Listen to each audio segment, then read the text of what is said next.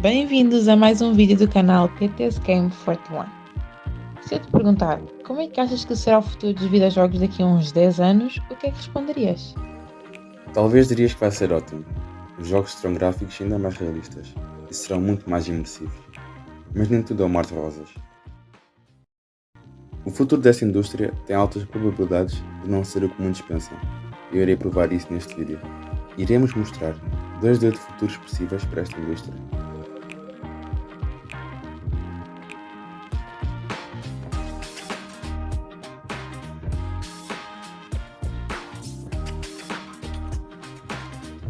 Para percebermos o futuro, é necessário estudar o passado e o presente. Então vamos recuar até o ano de 2016. Depois do fracasso comercial do PS Vita, quase ninguém acharia que a Sony voltaria a ser da zona de conforto. Porém, grandes empresas dificilmente conseguem sobreviver sem inovações. E nesse ano, uma das mais famosas e marcantes empresas de videojogos percebeu um enorme potencial existente na realidade virtual. Até hoje, ela, a realidade virtual, tem recebido grandes jogos, como Half-Life Alyx, Horizon Call of Mountain, Fallout, No Man's Sky. Imagina não lançar um jogo tão indecente para a realidade virtual.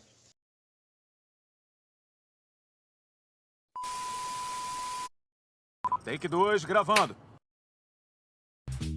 Apesar de ter recebido vários jogos, o verdadeiro impulsionador desta tecnologia é o metaverso.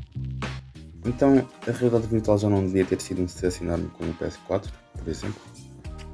Para podermos perceber isto, temos que avançar de 2016 até 2019, o ano em que a pandemia de Covid-19 começou.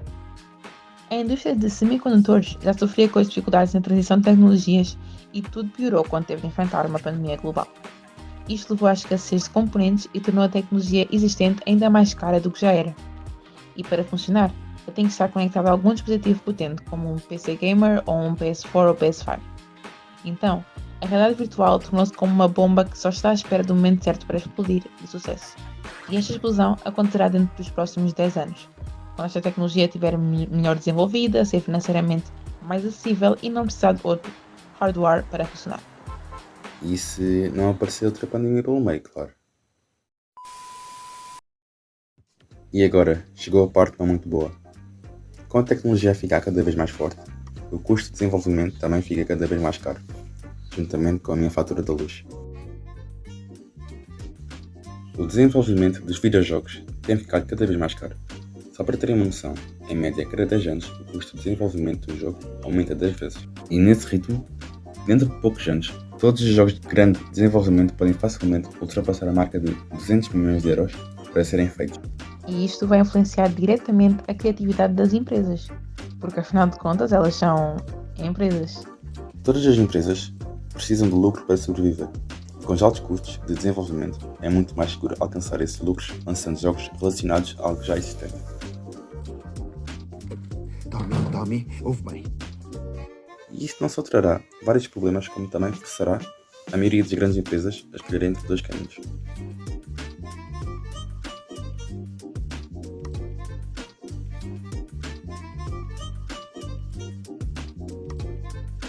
O primeiro caminho pelo qual a maioria das empresas vai andar é pelo caminho dos remasters ou remakes e sequências. Para percebermos isto, temos que voltar novamente ao passado e ver o sucesso que os remakes têm feito. Resident Evil 2 e 3, Final Fantasy VII, Shadow of Colossus, entre outros remakes, têm feito um sucesso absurdo de vendas. E além disso, ainda ganharam vários prémios, incluindo alguns de melhor jogo do ano. Além disso, remasters como o GTA V têm rendido uns bons milhões de euros por ano. O sucesso destes videojogos ajudou muitas empresas a perceber que não adianta perder tempo, dinheiro e recursos a criar novos IPs.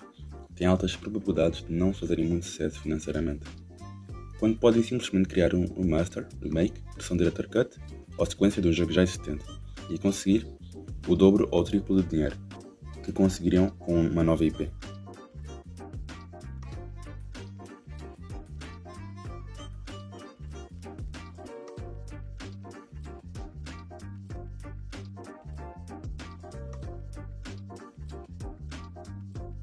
O segundo caminho é criar jogos de gags vazios. Para quem não sabe, gags significa Game as a Service, em português, jogos como serviço. E não interpretem mal, há jogos deste tipo que são fantásticos, como por exemplo Brawl Stars, Final Fantasy XIV e Elder Scrolls Online.